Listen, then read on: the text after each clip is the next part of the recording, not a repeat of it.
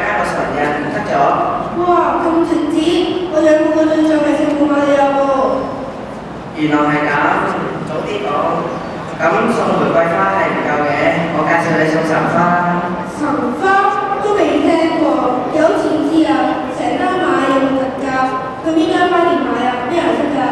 神花係冇得買㗎，神花係要喺我哋心入邊，我哋為咗孝愛聖母嘅緣故，俾下承諾去戒除惡習，或者克己行某啲善功，將呢啲克己同埋善功好似花咁送俾天上嘅母親。原來係咁，咁請你好啊！以後都唔要功課，以後都唔打機，日日溫10個鐘頭書。你做得到先寫啊！神花應該寫一啲自己完成到嘅事，為有啲冇信仰嘅同學，神花亦都係一個反思嘅好機會，檢討下生命有邊啲不足嘅地方。